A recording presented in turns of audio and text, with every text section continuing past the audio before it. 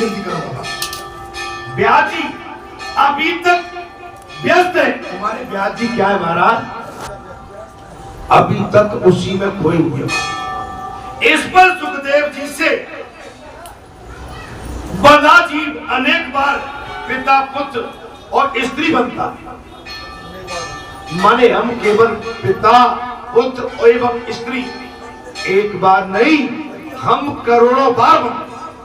अनेकों बार पूर्व जन्म के शत्रु भी घर में आ जाते हैं। अनेक बार पूर्व जन्म के शत्रु भी घर में आते जाते रहते हैं महाराज, और पता नहीं पड़ता। कभी आपका पुत्र पिछले जन्म का शत्रु बन के आ जाए और पुत्र बन के आ जाए। पिछले जन्म का आपका कोई शत्रु आपके घर में पुत्र बन के आ जाए, और पिछले जन्म में आपने किसी माता को धोखा दिया हो, किसी स्त्री को सताया हो, वो आपकी पत्नी बन के आपके घर में आ जाए, माता बन के आ जाए, बहन बन के आ जाए। महाराज समझ लेना, आप जिसको धोखा देंगे पूर्व जन्म में आपके पीछे वो आपके पीछे आ जाएगा। अपनी वासनाओं के कारण दादा ही पुत्र बनकर आ जाते हैं। आपकी अंतिम समय में वासना बन जाए, नहीं नहीं ऐसा पुत्र हमारे घर में वापस लौट के आ जाए। क्या पता है कि आपके दादाजी आपके पुत्र बन के आ गए हो। वासना ही सदा पुनर्जन्म का कारण बनती है। वासना पुनर्जन्म का कारण। पिताजी मेरे और आपके अनेक जन्म हो गए। आवाज आ गई बच्चों से, हे पिताश्री, मेरे और आपके अनेकों जन्म हो गए, और मैं आपका पुत्र, आप मेरे पुत्र, मैं आपका पिता, आप मेरे पिता, आप मेरी माता। इस संसार में हम कई बार बन चुके हैं, पुनर्जन्म याद नहीं रहते। पिता श्री सुखदेव भगवान ने कहा पुनर्जन्म याद नहीं रहते, और यही अच्छा है। पिताजी ने तो, आप मेरे पिताजी हैं महाराज। पिताजी न तो आप मेरे पिताजी और न आप ही का मैं पुत्र हूं। आवाज आ गई बच्चों, न आप मेरे पिताजी हैं न मैं आपका पुत्र हूं। आपके और मेरे सच्चे पिता तो महाराज श्री नारायण हैं। आपके मेरे सच्चे पिता तो श्री नारायण। वास्तव में तो जीव का सच्चा संबंध ईश्वर के साथ, बाकी संसार मिथ्या है। आप एक मृग की तरह भटको। संसार में भगवान को पाने के लिए सच्चाई चाहिए, त्याग, वैराग, साधना, तप, तपस्या, निश्चल, निष्कपट और निष्पाप चाहिए।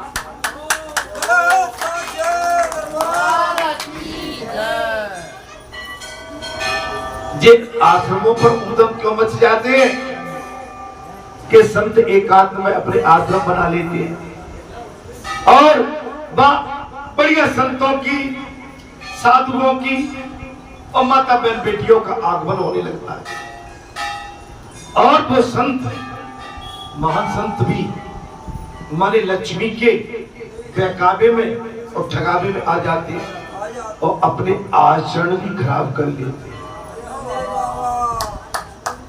अपने आचरणों को सुधारो, और आचरण एक बार कहीं गिर गया ना तो जीवन में फिर उठ नहीं पाओगे। इसलिए मेरी विनती है कि हमेशा खुले वातावरण में रहो, स्वच्छ वातावरण में रहो। संत के लिए एक कहते हैं ना क्या गुप्त गुफाएं। संत के लिए अलग कोई कमरा, अलग कोई रूम संत को क्या आवश्यकता पड़ गई। अगर तुम पक्के संत हो तो बालाजी के इस कैंपस में अपने लिए कमरा मत बनाओ, नहीं तो वो कमरा ही आपको नीचा कर देगा। नहीं आ रही समझ में बात।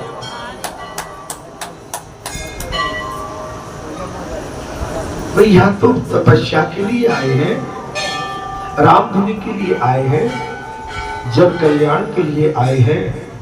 यहाँ पर तो हमारे भक्तों से मिलन होगा, संतों से मिलन होगा और बढ़िया भक्ति का आदान प्रदान होगा और खुले चौड़े में होगा।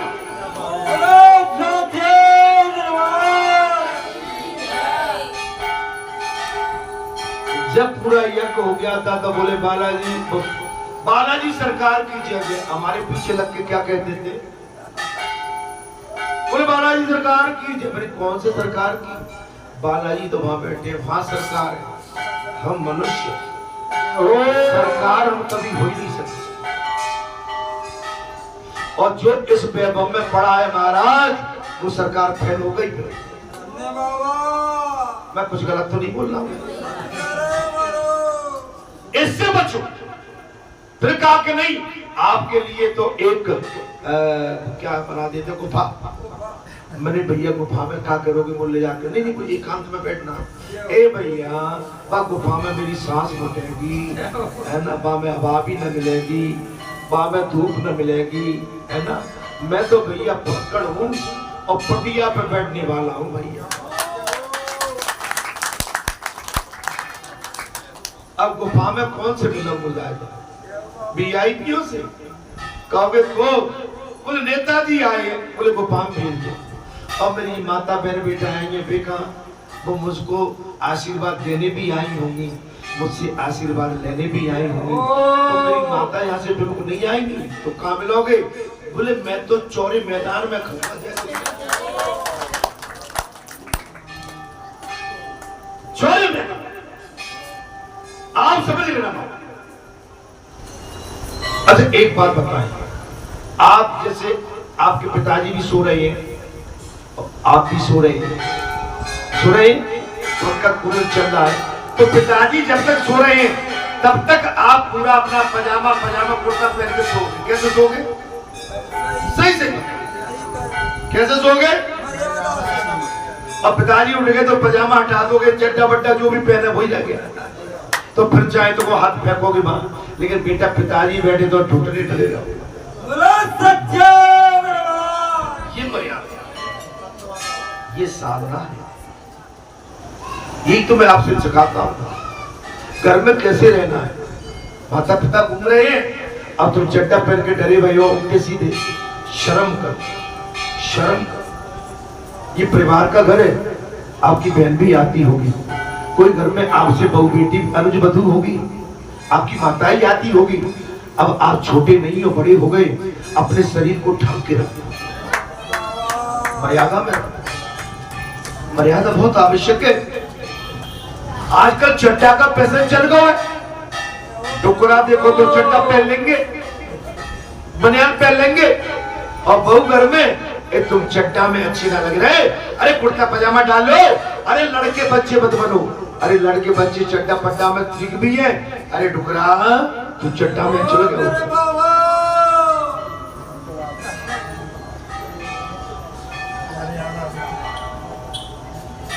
भैया मैं ज्यादा बात का करूं, मैं तो अब कुर्ता उतार के बनियान जो होती है ना भीतर की, बहू में वो शर्म लगती है। आप विश्वास नहीं मानोगे, जो भीतर बनियान पहने रहते हैं ना, तो अब वो कुर्ता अगर बनियान पहन के आए तो शर्म लगते है, क्योंकि ठटरो ठटराओ जो शरीर और बरो बराओ सो मरो मराओ सो मैं ढाक के रखो भाई।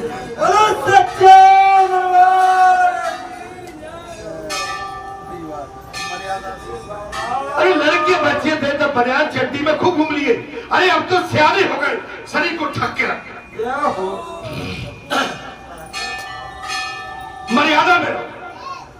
महाराज कथा में बात बहुत सुंदर चल रही, कहा चलिए भैया, जन्म गुरु जन्म याद नहीं रहती, ये अच्छा है। पिताजी न तो आप मेरे पिताजी है, न मैं आपका पुत्र। भगवान शंकर सुखदेव के रूप में वेद व्यास भगवान के घर में अवतार लिया, और वेद व्यास ने प्रार्थना की थी कि मैंने जो श्रीमद् भागवत कथा लिखी है इसके उच्चारण के लिए, प्रसार के लिए, प्रसारण के लिए मुझे कोई महाराज बैरागी चाहिए, योग पुत्र चाहिए। भगवान शंकर पुत्र बन के आ गए, लेकिन व्यास जी को पुत्र भय सताने लगा और पुत्र हृदय में वेद व्यास भगवान और सुखदेव भगवान के पीछे दौड़ लगाते लगाते चले जा रहे। भाग्यवश एक सरोवर आता है और सरोवर में कुछ हमारी माताएं अपना बढ़िया निर्वस्त्र होके, उस पुराने युग की बात है, अपना स्नान ध्यान कर रही थी। वस्त्र जैसे महाराज, जैसे राधा और रुक्मिणी और भी जो भगवान ने लीला की है जमुना के किनारे गोपिकाओं के साथ, चीरहरण, और अब उन्होंने वस्त्र अपने जो है सरोवर के किनारे रख दिए। भगवान वेद व्यास जी आगे आगे, सुखदेव भगवान आगे आगे और वेद व्यास पीछे। जब सुखदेव भगवान निकल गए, वो निर्वस्त्र नहा रही थी महाराज। उन्होंने अपने शरीर को वस्त्रों से नहीं ढका, लेकिन जब वेद व्यास निकले तो तत्काल आड़ कर ली। ये होता है विरक्ति। ये प्रश्न किया गोपिकाओं ने, बाबा तुम बूढ़ी। उनने कहा बाबा ने, बेटियों जी बताओ, मेरा जवान पुत्र अभी निकल गया तो तुमने अपना शरीर कपड़ों से नहीं ढका। मैं तो बूढ़ा था, मैं तो चौथेपन में था, मेरे शरीर पर सफेदी थी, तुमने अपना शरीर क्यों ढका? मैं तो बूढ़ा था। बाबा बता दे। बोले बता दो। बोले तुम्हारा पुत्र निर्विकार था और तुम्हारे अंदर विकार थे, तुम पुत्र प्रेम में पीछे दौड़ रहे थे और तुम्हारा पुत्र निर्विकार।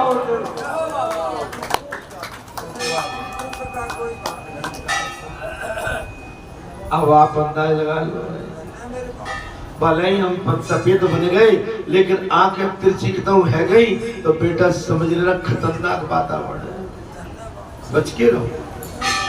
साधना में हमेशा सतर्क बने रहो। साधना जब भी सफल होती है जब आप भगवान से डोर बना के रखते हैं और साधना में निष्कपट, निश्चल, निष्पाप बात करते हैं। व्यास पीठ पर बैठकर आपका तार केवल भगवान से जुड़ जाता है। संसार ये रंग बिरंगे इस संसार के माहौल से नहीं, निर्विकार होके ब्रह्म से जुड़ जाओ। बोले आपके और मेरे सच्चे पिता तो श्री नारायण है। कौन है? बोले नारायण है। बोले वास्तव में तो जीव का सच्चा संबंध ईश्वर के साथ है। बोले वैसे तो सच्चा संबंध, बोले भगवान का किसके साथ है महाराज? ईश्वर के साथ। अर्थात पिताजी मेरे पीछे मत पड़ो। भगवान सुखदेव ने कहा पिताश्री मेरे पीछे मत पड़ो, श्री भगवान के पीछे पड़ो। आप अपना जीवन परमात्मा के लिए बनाइए, मुझे तो आनंद मिल रहा है सब।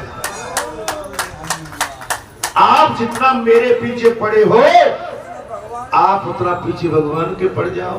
रत्नावली ने बाबा तुलसी से यही तो कहा, बाबा तू सर्री पागल, बड़ी बरसात में रस्सी समझ के सांप पकड़ के जा आ गया, तू पागल हो गया क्या? और उसी समय रत्नावली ने चोट कर दी। अष्टवचरता देवम जासो ऐसी प्रीत, अरे ऐसी जो श्री राम में होते न जो भय। बाबा तुलसी तो इस चमड़े से, जितना गोरे चमड़े से अपनी पत्नी के इस चमड़े से जो प्रेम करता है, जे प्रेम भगवान में लगा दे तेरा बेड़ा पार हो। तुलसी तुलसी सब कहे, तुलसी बन की खान, हो गई कृपा राम की सो बन गई तुलसीदास। हो गई कृपा राम की। महाराज बिगड़ने में देर नहीं लगी। भगवान शंकर स्वयं आ गए, लेकिन वेद व्यास जी विचलित हो गए कि पुत्र आ गया, जबकि ये वेद व्यास स्वयं ज्ञाता थे, समझते थे, समझने के बाद भी अनसमझी कर बैठे और पुत्र भगवान को पुत्र के रूप में प्राप्त करने के लिए माने विचलित हो। बोले इस समय मुझसे भगवान देखो आपकी तपस्या अलग बोल रही है। अरे तपस्या जीव की बोलती है, साधना जीव की बोलती है, साधना चमकती है। जैसे आप हवन करते हैं ना तो घी डालते हैं महाराज और उसमें हवन सामग्री डालते हैं तो उसमें से सुंदर बढ़िया सी आहुति डालने के बाद अग्नि प्रकट होती है। अग्नि प्रकट हो कितनी सुंदर लगती है महाराज, यही साधना करता है। वो आनंद में जगत देने वाला महाराज देने जाता हूं। तुम इस समय तुमने मुझे जगत में बुलाया है पिताश्री, ये नाता छोड़ो। मैं इस समय जगत को आनंद देने वाला हूं। मैं इस समय जगत को तब श्री सुखदेव वहां से नर्मदा तट पर आ गए। भगवान सुखदेव नर्मदा तट पर पहुंच गए हैं। श्री सुखदेव जी ने कहा कि नर्मदा के इस किनारे पर महाराज मैं बैठता हूं, कथा में आनंद आ रहा है कि नहीं? अब ये मुझे पता नहीं है मैं कथा ढंग से कह भी पा रहा हूं कि नहीं कह पा रहा, लेकिन कोशिश मैं पूरी कर रहा हूं कथा के। भगवान सुखदेव जमुना के तट पर आकर विराजमान हो गए हैं और सामने के किनारे पर आप विराजिए पिताजी। अब मेरा ध्यान छोड़ो। वेद व्यास जी से कहा पिताजी आप मेरा ध्यान छोड़कर मेरा ध्यान न करो, आप दूर से चाहे मुझे देखते रहो, पर ध्यान तो परमात्मा में लगा।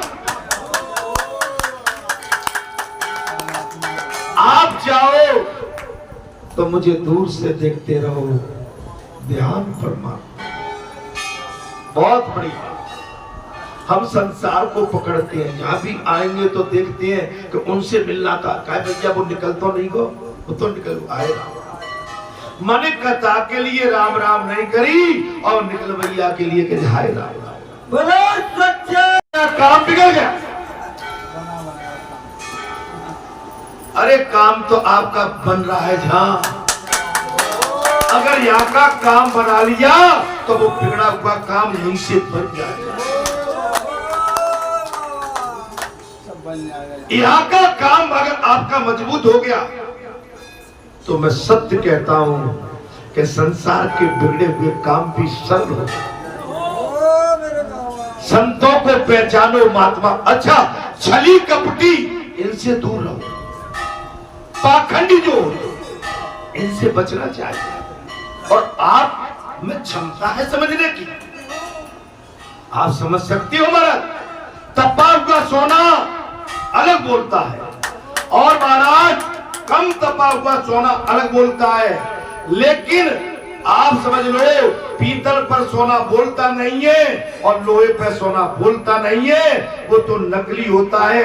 एक बार अच्छी सी बरसात हो जाए वो साफ हो जाए। अच्छा मैं सिरपनो बहुत देता हूँ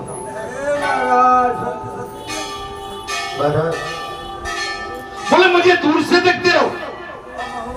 बेटी ऑटो सामने से रास्ता में इधर उधर हो जाता है भाई। जो परमात्मा के पीछे पड़ते हैं वो ज्ञानी है। ये सुखदेव भगवान ने कहा पिताश्री जो परमात्मा के पीछे पड़ते हैं वही ज्ञानी। ये स्वयं सुखदेव भगवान और व्यास भगवान का पिता और बेटे का संवाद और प्रसंग चल रहा है। सर पैसे के पीछे मत पड़ो।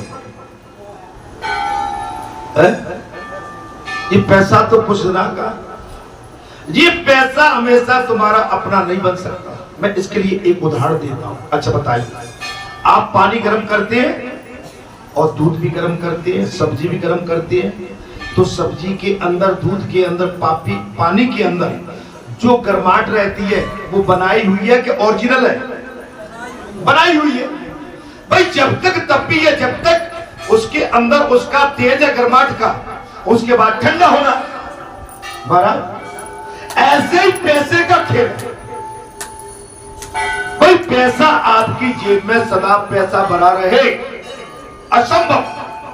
मैंने बड़े बड़े पैसे वालों को फैल होते हुए देखा है रोड पर। मैंने बड़े बड़े पैसे वालों को फैल होते थे, परंतु परमात्मा के पीछे पड़ोगे। भागवत की कथा सुनने के बाद आप भी परमात्मा के पीछे पड़ो, तभी कथा श्रवण, तभी कथा सुनने का आपका सार्थक हो सकता है। आप कथा सुनने आए पक्का, तो पक्के मन से सुनो। देखिए मेरा तो पैर दुख रहा है कि नहीं, मैं 9 बजे मेरा पैर मोच खा गया कि नहीं खा गया। अगर मैं यहां से भाग जाता तो मेरी कायरता कहलाती, कि कायर उठ गया यहां से।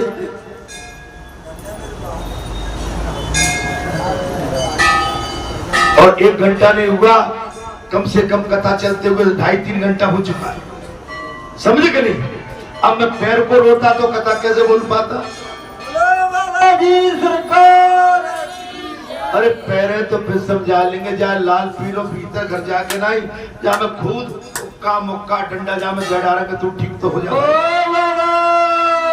लेकिन आज की जो समय की कथा है वो हमारी एक एक मिनट हमारे लिए बहुत कीमती है। हमारी एक एक सांस बहुत कीमती है। एक एक सांस, एक एक सांस की कीमत, इसको संसार के परपंच में मत लगाओ, संसार के बिगन में मत झोंको, इसको कल्याण में लगाओ। वो नर जो नारायण के पीछे पड़े तो कृतार्थ हो जाता, वो नर जो नारायण के पीछे पड़े वही धन्य हो जाता। ईश्वर के, मेरी माताएं तो ऐसी पड़ी, मेरे आप जैसे भक्त संत, लेकिन ऐसा नहीं कि कभी आए कभी गए, कभी बैठे कभी सोए कभी रोए। देखिए रोना धोना सोना गाना उठना बैठना पहनना भोजन करना पीना ये तो आप बात और हर जीव के साथ है। जितना आपको पानी भोजन प्रिय है, अपना परिवार प्रिय है, उससे भी प्रिय परमात्मा, उससे अधिक प्रेम ईश्वर से। जबकि हम करते क्या है कि संसार से प्रेम ज्यादा रखते हैं, ईश्वर में तो हम कहते हैं चलो चले चलते। देखो भीड़ देखो, आप इनको बुलाने गए थे क्या? इनकी आस्था है कि नहीं? क्या नौता दिया था क्या? और 4 बजे से भीड़ है।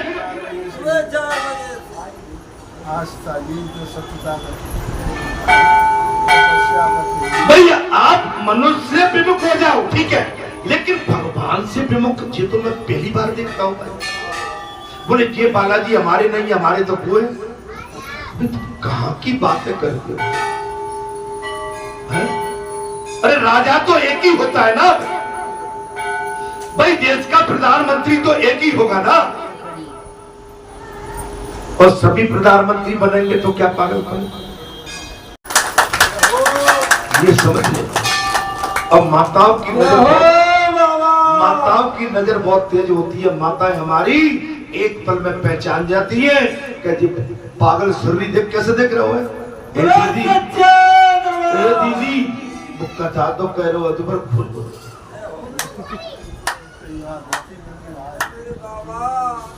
बैठो तो हतो मां दीदी।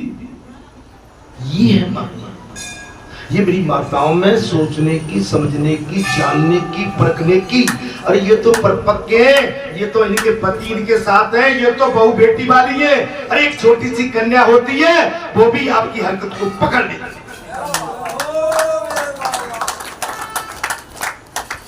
एक छोटी सी कन्या भी अगर हमने हमने कोई हरकत की हमारी हरकत को तुरंत ताड़ जाए।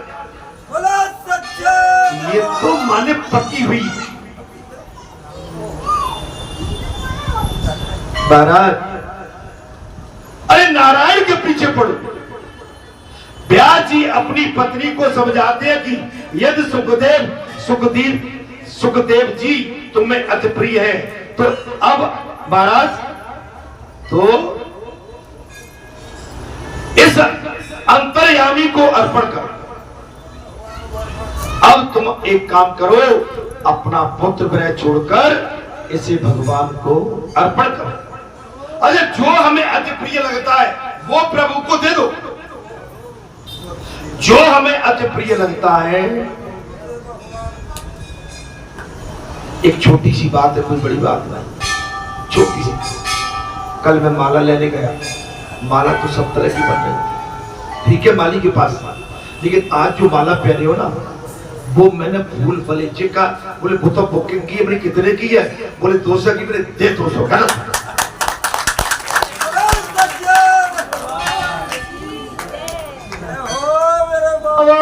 बोले पहली बार फूल आवे तो मैंने पहला ही फूल भगवान पर चढ़े हुआ।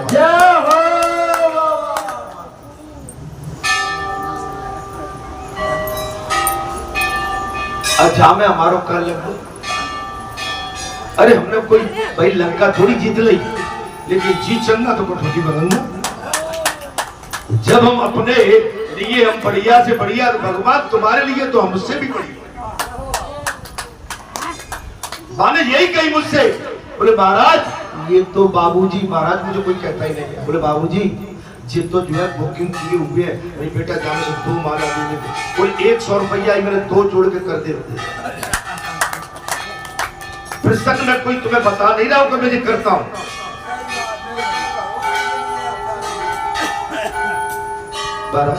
हम भी प्रभु को प्रिय लगेंगे।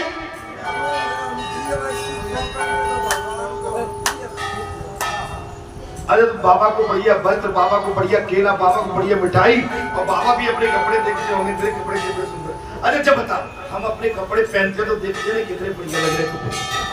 कौन सा कुर्ता पहन कर जाए आज, कौन सी साड़ी, कौन सा गमछा, कौन सा सोफा डाले, है ना, ठाट बाट से भगवान भी ठाट। मेरे तो हाथी काले हो जाते किताब का टूटते करते। महाराज भगवान को सुंदर से सुंदर, तब है बात, इसमें कोताही नहीं। भगवान के लिए 500 रुपए की भी माला आ जाए तो अपना भाग्य सराहो, 500 की चढ़ा दो भगवान के लिए। अरे ये भगवान का शरीर है, भगवान इस शरीर को चला रहे। अब हम वहां में कंजूसी करें, समझ लो बात। कहां चल रहे थे भाई? द्वारकाधीश, ठीक है जी, हाँ अर्पण कर दो। अरे जो हमें अति प्रिय लगता है ना वो प्रभु को दे दो। भगवान को प्रिय लगेंगे, भगवान को बढ़िया घी के लड्डू, चूरमा के लड्डू प्रिय, केले भी प्रिय। इस समय उनको पपीता, कभी क्या बोलते हैं तरबूज, कभी कोई फल उनको अति प्रिय लगे। ये भगवान का भोजन है, प्रसाद है, खाते नहीं है, आनंद ले लेते हैं और कहते ले जाओ, मैंने तो ले लिया और तुम इसको बांट के खाओ। अरे भगवान कितने दयालु हैं, इतना आटा, इतना सीधा, इतना फल, इतना प्रसाद, इतने चावल, इतने केले, इतने फूल, और भगवान पर चढ़ रहे हैं। और भगवान कह रहे कि बेटा मैं आनंद ले रहा हूं और तुम आनंद लो मेरे आनंद के साथ, मेरे आनंद के साथ तुम भी आनंद।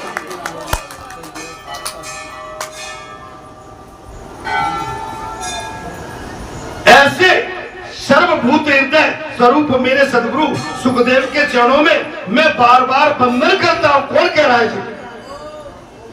कौन कह रहा है? कौन कह रहा है? व्यास जी अपने पुत्र को सदगुरु बना लिया। आप बात को पकड़िए, वेद व्यास जी ने अपने पुत्र को अब सदगुरु कहा। ऐसे सदगुरु के चरणों की वंदना करता हुआ मैं बार बार उनकी चरण वंदना करता हूं, चरण वंदना करता।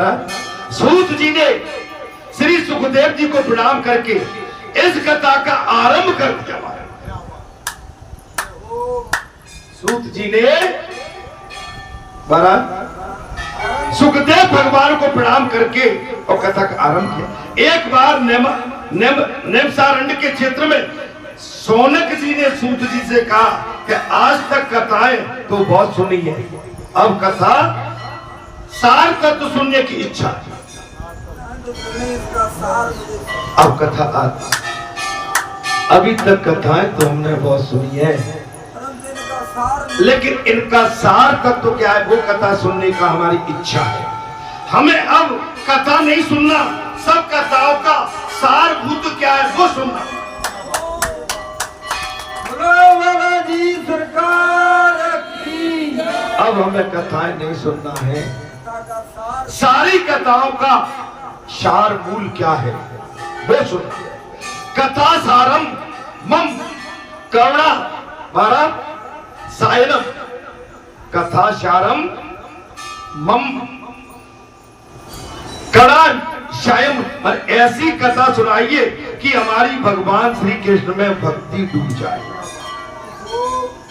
ऐसी कथा सुनाइए कि हमारी भक्ति भगवान श्री कृष्ण में, हमें श्री कृष्ण की प्राप्ति हो जाए।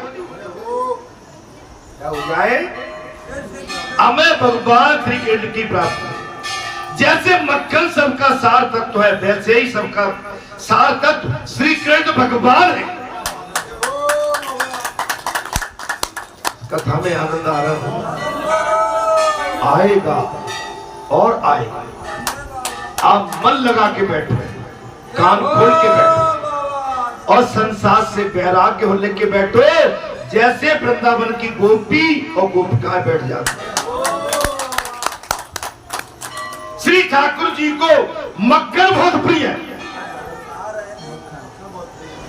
धन्यवाद। सूत जी ने कहा, बोले ठाकुर जी को मक्खन बहुत प्रिय है। लाला लल्ला को मक्खन प्रिय है। लाला लल्ला को मक्खन प्रिय है। लाला को मक्खन मोरे कुछ और न काम आए। मक्खन सबका सार है। इस सृष्टि का सार ही मक्खन है और परमात्मा सार भोगी है। भगवान धोते धोते को अलग सार। हम जहां आए तो हैं, कहीं हमें संसार की पीड़ा तो नहीं हो रही, इस समय घर की याद तो नहीं आ रही, खेत कल्याण गौ की याद तो नहीं आ रही, इस समय बाल बच्चों की याद तो नहीं आ रही, भूख प्यास तो नहीं सता रही, गर्मी तो नहीं सता रही। तो सार को पकड़ लो, फिर भगवान से ना अपना नाता छोड़ो। सार को पकड़ो, मैं सार को पकड़ो। सार दूध, दही, मट्ठा, मक्खन, और उसके बाद मक्खन अंत में आता है और मक्खन के बाद घी बनता है महाराज, वो सार है। सार को पकड़ो। हे श्रोताओ, आप बड़े भाग्यशाली हैं। आपके घर बैठे, आपके घर में आंगन में आनंद की वर्षा, हरि कथा, श्रीमद् भागवत कथा, माने ये बड़े भाग्य से मिलता है, बड़े भाग्य से। इसके लिए लाखों रुपया खर्च करता है तब जाके कथा मिल पाती है। आपको तो बगैर खर्चे के भगवान सब कुछ दे रहा है। आपसे भजन भी करवा रहा है, कथा भी सुनवा रहा है और भगवान स्वयं अपने दर्शन भी आपको दे रहा है। अब बताइए ऐसा कहीं होता है क्या? अच्छा, आप कितने आश्रमों पे गए बताओ, कहां? मन ये सार कहां मिला? ज्यादा बागेश्वर महाराज पे जाते हो तो वो कहते हो ले आओ मैं तुम्हारी किताब लिख देता हूं, तो मैं तो तुम्हारी वैसी किताब लिख देता हूं। और मैं यह किताब लिखने बैठा तो भैया या रोड पे जगह नहीं मिलेगी। और मैं इस समय वैभव में डूब जाऊंगा और मेरा ध्यान वैभव में घुस जाएगा और मेरी तपस्या अधूरी रह जाएगी और मैं ठन ठन पाल रह जाऊंगा। मेरे बाबा मैं निजी चमत्कार यहाँ बताऊंगा तो यहाँ पर मैं ठगिया कहलाऊंगा। जो सवेरे मैंने कह दी थी कि तुम कहो की गाड़ी या कारें पकड़ते हो कि मैंने ग्वालियर तक या मालनपुर भिंड तक बैठा ले, हमारे पैसा बच जाएंगे, तो फिर तुम तपस्या करने नहीं आए, तुम तो अपना निजी स्वार्थ लेके। कोई तुमसे उपत के कहे के बैठ चल तो बात अलग, लेकिन तुम कहो भैया हमें बैठा लो, बैठा तो ले जाएगा, लेकिन वो अपने परिवार के साथ आया है, आप उसमें भी दखल डाल रहे हैं। तो भैया कुछ बुरा तो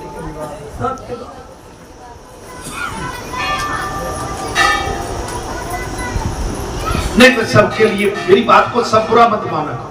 हो मेरे बाबा जो पराधीन है, कभी कोई जिससे अपना बढ़िया प्रेम है बैठा लगे वो बात अलग है, लेकिन हम कभी ये न करें कि भाई यहाँ आए और हमारा आदान प्रदान वैसे हो जाए भाई, अरे न पहिया पहिया चल थोड़े टर्को और दया आ जाएगी और तुमसे कोई दादा अपने आप बोलेगा भैया बैठ चल मैं वहां तक छोड़ देता हूँ। मारा रुक जा एक कहाँ जा रहा है, दादा मैं जा रहा हूँ, रुक जा। अब वो जा रहा है तुम बाई पीछे पड़े हो। मेरे बाबा बोलो सच्चिदानंद भगवान। भैया राधे राधे तो कहना पड़ेगा। अतः वैष्णव भक्त सारभोगी होते, वैष्णव भक्त आप जैसे ये सारभोगी। आपको जब पता पड़ गया भागवत कथा का सार और यहाँ कथा चलने लगी है महाराज, आप सारभोगी हैं, आप बरसाती टाइप के नहीं है, आप तो सदाबहार हैं, सदाबहार नहीं, समय के अनुसार नहीं। बोले आज हम गए महाराज वैसे जाकर फारे चलाए मैंडेटोरी और 2300 जाकी अरे एतू और आए के फिर भगवान संत बन के बैठ गए। ठगियाई करके आए पूरे खेत खलियान में, गांव में, पड़ोस में और बाबा बन के बैठ गए। भैया जी सुहागों का ए भैया घर हो चाहे द्वार हो चाहे द्वार हो, मर्यादा बहुत बड़ी चीज होती है। आपने अपने को नहीं पहचाना और सामने वाले को नहीं पहचाना, या सामने वाले ने अपने पुरखों को नहीं पहचाना, तो ये असावधानी दोनों तरफ से। शर्म का ताव का साल तक सुनने की इच्छा हो गई महाराज। जीव प्रकृति के भोग छोड़कर श्री कृष्ण से मन जोड़े तो जीव भी शिव बन जाएगा।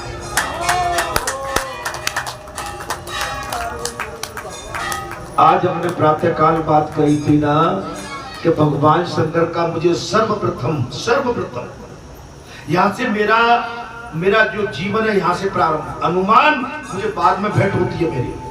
सर्वप्रथम मैं शिवपुरी में था, सर्वप्रथम शिवपुरी से भगवान शंकर का मुझे साक्षात्कार हो गया और वही भगवान शंकर कोरबा बिलासपुर तक और बिलासपुर में जाके महाराज प्रकट हो गए।